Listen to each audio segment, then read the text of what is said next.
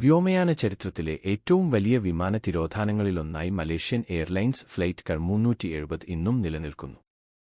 ഒരു ദശാബ്ദത്തിലേറെയായിട്ടും 239 യാത്രക്കാരും ജീവനക്കാരുമായി അപ്രത്യക്ഷമായ ഈ വിമാനത്തിന് എന്ത് സംഭവിച്ചു എന്നതിനെക്കുറിച്ച് വ്യക്തമായ ഒരുത്തരം കണ്ടെത്താനായിട്ടില്ല.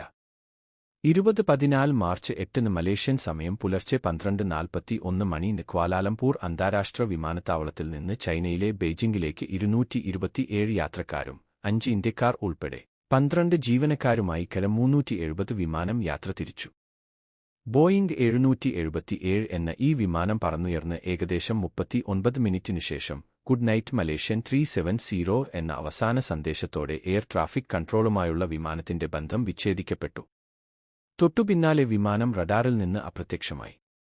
പിന്നീട് നടന്ന അന്വേഷണങ്ങളിൽ വിമാനം അതിന്റെ പാതയിൽ നിന്ന് വ്യതിചലിച്ച് ഇന്ത്യൻ മഹാസമുദ്രത്തിന് നേരെ തെക്കോട്ട് മണിക്കൂറുകളോളം പറന്നതായി സൈനിക റഡാറുകളും ഉപഗ്രഹ സിഗ്നലുകളും സൂചന നൽകി. എന്നാൽ എന്തുകൊണ്ടാണ് വിമാനം ഈ ദിശയിലേക്ക് മാറിയതെന്നോ ആ സമയത്ത് വിമാനത്തിനുള്ളിൽ എന്ത് സംഭവിച്ചു എന്നതിനെക്കുറിച്ചോ ഇന്നും വ്യക്തതയില്ല.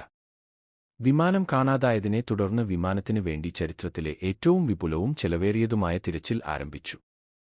ദക്ഷിണ ചൈനാക്കടലിലും ഇന്ത്യൻ മഹാസമുദ്രത്തിന്റെ വിശാലമായ ഭാഗങ്ങളിലും നിരവധി രാജ്യങ്ങളുടെ നേതൃത്വത്തിൽ തിരച്ചിലുകൾ നടന്നു. വർഷങ്ങൾ നീണ്ട തിരച്ചിലിനൊടുവിൽ ആഫ്രിക്കൻ തീരങ്ങളിൽ നിന്നും ഇന്ത്യൻ മഹാസമുദ്രത്തിലെ ദ്വീപുകളിൽ നിന്നും വിമാനത്തിന്റേതെന്ന് കരുതുന്ന ഏതാനും അവശിഷ്ടങ്ങൾ കണ്ടെത്താനായി. ഇവക്ക് 370 തന്നെയാണെന്ന് പിന്നീട് സ്ഥിരീകരിക്കപ്പെട്ടെങ്കിലും വിമാനത്തിന്റെ പ്രധാന ഭാഗങ്ങളോ ബ്ലാക്ക് ബോക്സോ ഇതുവരെ കണ്ടെത്താൻ സാധിച്ചിട്ടില്ല. ഉത്തരം കിട്ടാത്ത ചോദ്യങ്ങളും സിദ്ധാന്തങ്ങളും 370 തിരോധാനവുമായി ബന്ധപ്പെട്ട് ഉയർന്നുവന്നിട്ടുണ്ട്. വിമാനം ആരെങ്കിലും തട്ടിക്കൊണ്ടുപോയിരിക്കാം എന്ന സംശയം ആദ്യഘട്ടത്തിൽ ശക്തമായിരുന്നു. പൈലറ്റുമാരിൽ ആരെങ്കിലും ബോധപൂർവം വിമാനം തകർക്കുകയോ വിമാനം മറ്റെവിടെയെങ്കിലും ഇറക്കുകയോ ചെയ്തിരിക്കാം എന്ന വാദവും നിലനിൽക്കുന്നുണ്ട്.